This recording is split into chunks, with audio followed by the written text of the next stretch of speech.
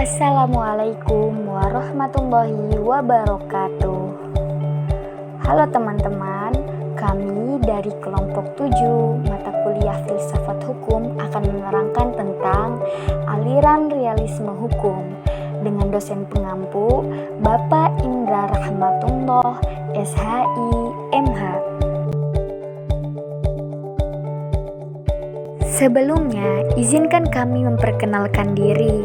Kami dari kelompok 7 terdiri dari Tasya Nabila Herman, Restu Novriandi, Naili Syarifah, dan Raihan Dia Sarlin.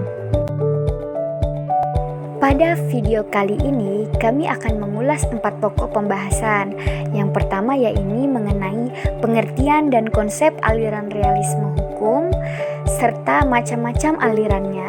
Yang kedua, kami akan mengulik tentang tokoh dan ajarannya. Yang ketiga, kami akan mengupas mengenai kelebihan dan kekurangan aliran realisme hukum. Dan yang terakhir, kami akan mengulas mengenai aktualisasi konsep aliran realisme hukum pada landmark decision. Salah satu adagium yang terkenal dari aliran ini ialah "The life of the law has not been logic, it has been experience." Jadi, kehidupan dalam hukum bukanlah mengenai hal logika, melainkan tentang apa yang telah dialami atau pengalaman. Pengertian realisme hukum. Mazhab realis dikenal dengan mazhab neo-positivisme atau gaya baru dari aliran positivisme hukum.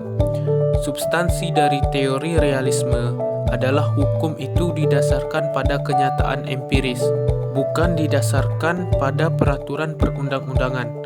Hal ini mengindikasikan hukum itu tidak mesti ketentuan-ketentuan yang terdapat dalam bentuk tertulis.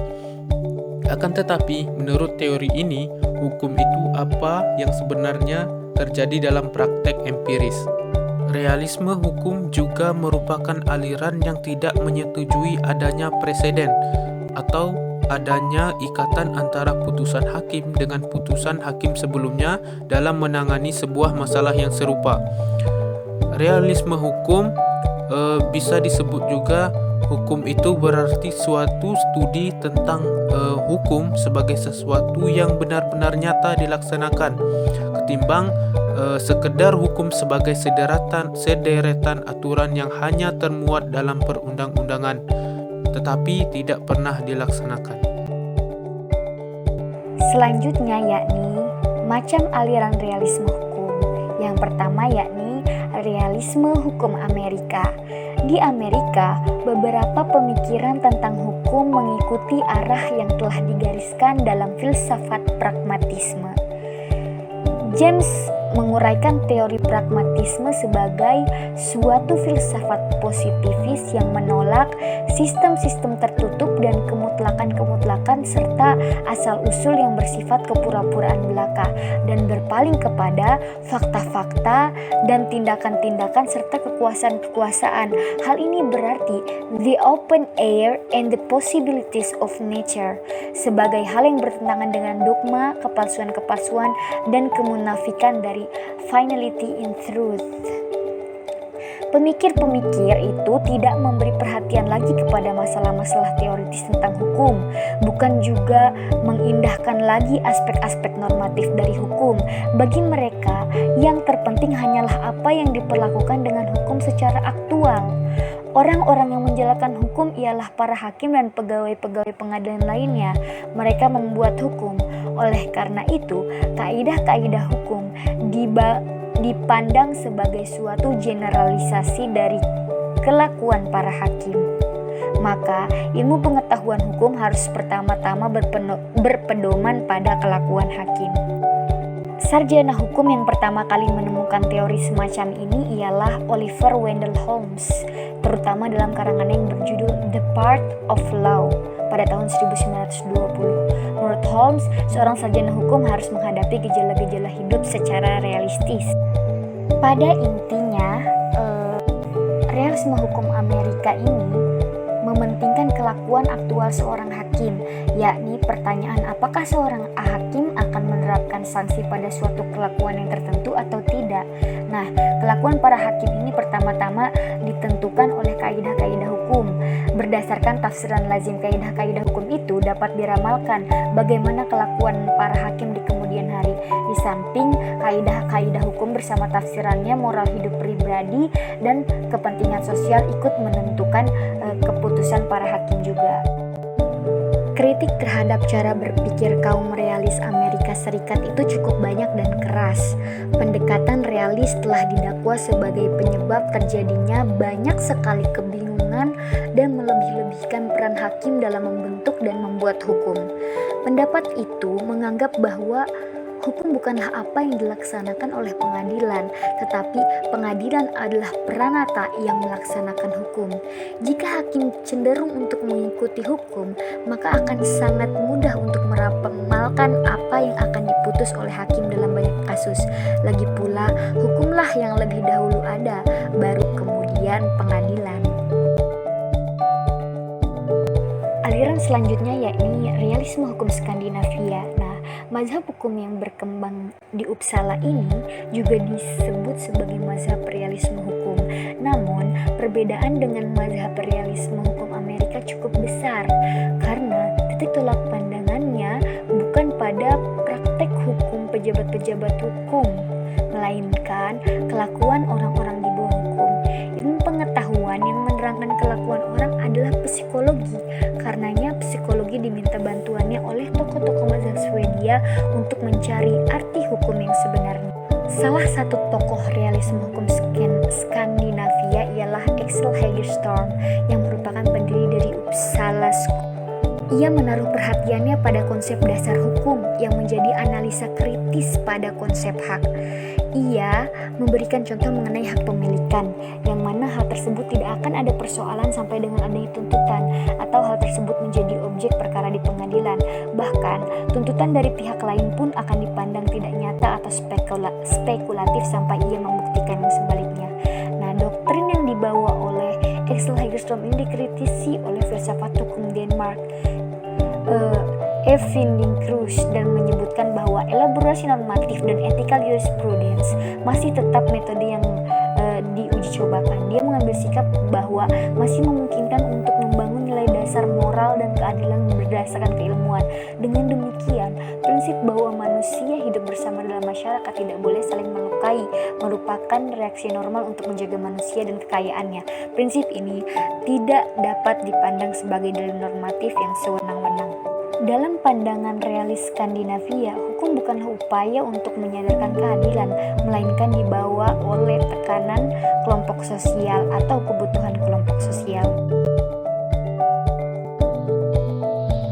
Untuk selanjutnya, yakni tokoh aliran realisme hukum, ada 3, yaitu Oliver Wendell Holmes, Carl Lewin, dan Jeremy Frank.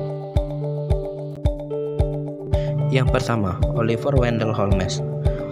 Oliver Wendell Holmes dikenal sebagai the founder of the Realist School. Holmes selama menjabat menjadi Hakim Agung Amerika Serikat selama 30 tahun. Kata-katanya yang terkenal adalah, "The life of the law has been not logic but experience." Aspek-aspek empiris dan pragmatis dari hukum merupakan hal yang penting bagi Holmes. Yang disebutnya sebagai hukum adalah apa yang diramalkan akan diputuskan dalam kenyataannya oleh pengadilan. Jadi, bagi Holmes, hukum adalah kelakuan aktual para hakim, di mana itu ditentukan oleh 3 faktor.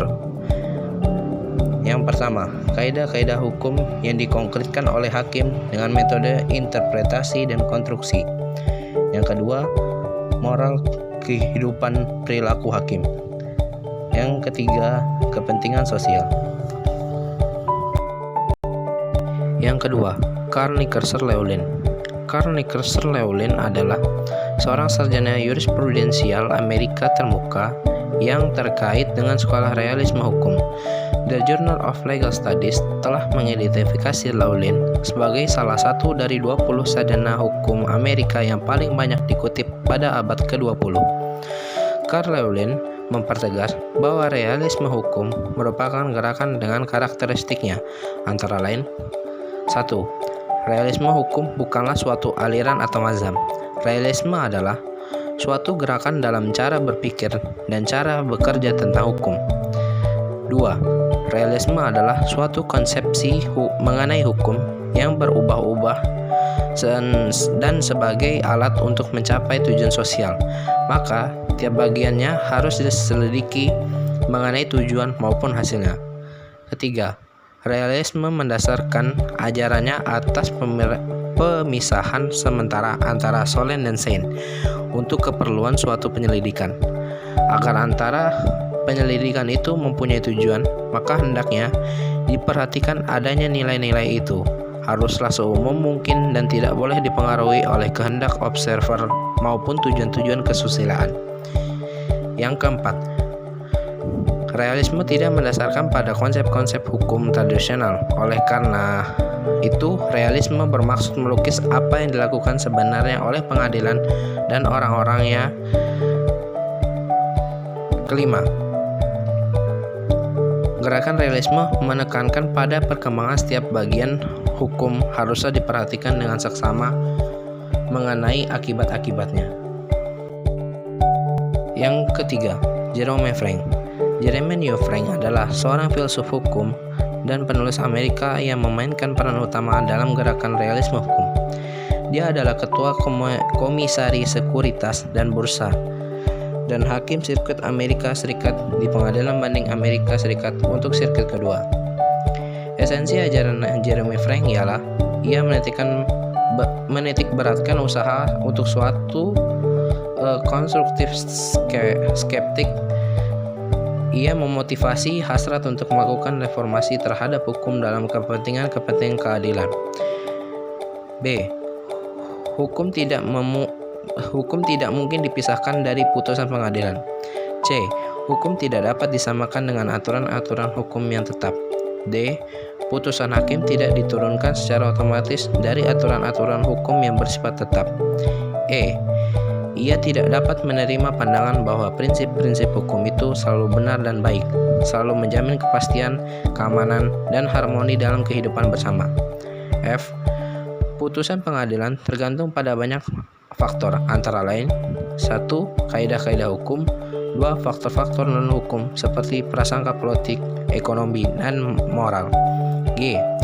Jika orang ingin benar-benar memahami apa yang menjadi dasar dari putusan-putusan pengadilan, mereka tidak akan menemukan pada the rules of law, tetapi sangat kasuitis dan ditentukan oleh berbagai faktor, termasuk faktor-faktor irasional, emosi, prasangka, dan lain-lain. H. Pengertian apa yang disebut sebagai hukum oleh Frank mirip dengan pemahaman orang awam tentang hukum, yaitu bukan undang-undang, melainkan hukum adalah seperangkat kenyataan-kenyataan suatu putusan pengadilan yang berkaitan dengan kenyataan yang ada. Dalam kaitan ini, terkenal kalimat Frank bahwa no one know the law about any case or with respect to any given situation, transaction, or event until there has been a specific decision, judgment, order, or decree with regard thereto. Selanjutnya, kelebihan dan kekurangan aliran realisme hukum. Kelebihan dan aliran realisme ini adalah aliran ini tidak mempercayai adanya kepastian hukum yang sepenuhnya hanya mementingkan seberapa prediktibelnya suatu hukum. Jadi, ketika hakim hendak memutuskan sebuah kasus, hakim tidak hanya melihat dengan undang-undang, hakim juga harus menimbang dan melihat dari rasa keadilan atau bagaimana kenyataan yang sebenarnya. Kemudian kekurangan dari aliran ini adalah tidak adanya jaminan kepastian hukum yang dikhawatirkan ketika hakim dalam memutuskan suatu perkara ada unsur subjektifnya, karena peraturan yang ada hanya sebagai referensi untuk memutuskan perkara, sehingga hakim terlalu diberi kekuasaan yang sangat besar. Selanjutnya, kami akan membahas tentang aktualisasi konsep realisme hukum. Nah, aktualisasi konsep aliran realisme hukum ini dapat kita lihat lihat salah satunya dalam landmark decision atau putusan hakim monumental yang berisi kaidah-kaidah hukum yang digali oleh hakim itu sendiri dalam memutus suatu perkara. Nah, kemudian apa yang dimaksud dengan landmark decision? Landmark decision merupakan putusan badan peradilan berkekuatan hukum tetap yang berisikan kaidah hukum yang penting yang belum ada aturan hukumnya dan bertujuan memberikan kepastian hukum terhadap suatu masalah konkret yang masuk ke pengadilan. Nah, bedanya landmark decision dengan jurisprudensi ialah jurisprudensi merupakan putusan yang secara berulang-ulang telah diikuti oleh hakim lainnya dalam perkara yang sama. Sedangkan landmark decision ini adalah putusan yang baru dan belum pernah diikuti oleh hakim yang lainnya dalam perkara yang sama. Nah, dalam video kali ini kami selaku kelompok 7 memberi contoh pada putusan perkara perdata yang kami peroleh dari laporan Mahkamah Agung Republik Indonesia tahun 2018, yakni putusan nomor 534 PK-PDT-2018. Berikutnya yaitu putusan perkara perdata dari laporan Mahkamah Agung Republik Indonesia tahun 2018, yakni putusan nomor 534 PK-PDT-2018 dengan jenis perkara yaitu perdata umum. Nah, para pihak yang berperkara ialah Haji Abdurrahim Welang SE sebagai pemohon peninjauan kembali melawan PT Citra Silika Malawa DKK sebagai para termohon peninjauan kembali. Pada intinya, para pihak ini bersengketa atas dugaan terjadinya wan prestasi yang dilakukan oleh para tergugat atas perjanjian hasil kerja yang telah dilakukan oleh keduanya. Nah, tergugat dianggap telah melalaikan kewajibannya untuk memenuhi perjanjian hasil kerja yang telah disepakati oleh keduanya. Nah, majelis hakim yang bertindak pada kasus ini ada 3 dengan 1 panitera pengganti. Nah, berdasarkan amar putusannya telah lahir suatu kaidah hukum dari perkara ini, yaitu perjanjian yang dibuat secara pribadi oleh pengurus perseroan yang kemudian dijalankan atau dilaksanakan oleh perseroan dan telah mengambil manfaatnya dianggap telah diakui dan dibenarkan oleh perseroan tersebut sehingga terikat dan bertanggung jawab atas perjanjian itu. Berikut akan dijelaskan mengenai amar putusan pengadilan mahkamah. Putusan pengadilan. Yang pertama, Pengadilan Negeri Makassar, putusan nomor 54/PDTI/2014/PNMKS tertanggal 3 Juli 2014 yang amar putusannya sebagai berikut. Dalam konvensi, dalam eksepsi, menyatakan menolak eksepsi dari tergugat 1 dan 2. Dalam pokok perkara, menolak gugatan penggugat untuk seluruhnya. Dalam rekonvensi, menolak gugatan rekonvensi untuk seluruhnya. Dalam konvensi dan rekonvensi, menghukum penggugat rekonvensi untuk membayar biaya perkara sebesar Rp461.000. Yang kedua, atas dasar permohonan peninjauan kembali dari pemohon peninjau kembali Haji Abdurrahim, laporan tahunan 2018 Mahkamah Agung RI 220 Welang SE tersebut, Mahkamah Agung telah mengabulkan permohonan tersebut dan membatalkan putusan Pengadilan Negeri Makassar nomor 54/PDTG/2014/PNMKS tertanggal 4 Juli 2014. Selanjutnya, Mahkamah Agung dengan putusan nomor 534 PK/PDT/2018 tanggal 10 Agustus 2018 yang amarnya sebagai berikut. Mengadili kembali dalam konvensi, dalam eksepsi, menolak eksepsi dari tergugat 1 dan 2 dalam pokok perkara. A. Mengabulkan gugatan penggugat untuk sebagian. B. Menyatakan perjanjian hasil kerja atau fee tertanggal 1 Maret 2012 adalah sah menurut hukum. C. Menyatakan para tergugat telah wan prestasi terhadap penggugat. D. Menyatakan para tergugat berhutang kepada penggugat sebesar $1.450.965 $3. E. menghukum para tergugat untuk membayar secara tunai dan sekaligus hutang pokok yang belum dibayar, sebagaimana dalam perjanjian hasil kerja atau fee sebesar $1.450.965 dengan perintah agar para tergugat melakukan konvensi ke dalam mata uang rupiah sesuai kurs tengah Bank Indonesia pada saat pembayaran dilakukan. F. Menolak gugatan penggugat untuk selain dan selebihnya. Dalam rekonvensi, menolak gugatan rekonvensi untuk seluruhnya. Dalam konvensi dan rekonvensi, menghukum para termohon peninjauan kembali untuk membayar biaya perkara dalam semua tingkat pengadilan, yang dalam tingkat peninjauan kembali sejumlah Rp2.500.000.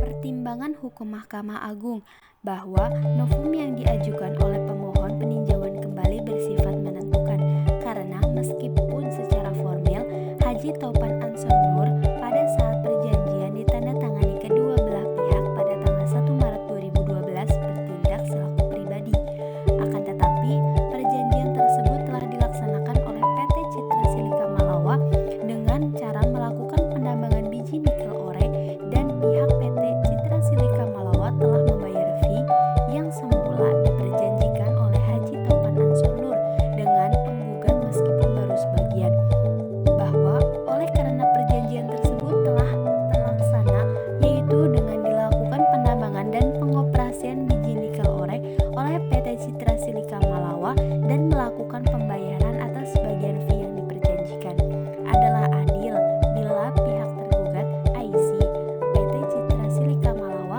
melanjutkan pembayaran seluruh fee yang diperjanjikan yang menjadi hak penggugat, karena PT Citra Silika Malawa harus dianggap telah membenarkan dan menyetujui perjanjian tersebut. Sekian video dari kelompok 7. Kami ucapkan terima kasih sebanyak-banyaknya.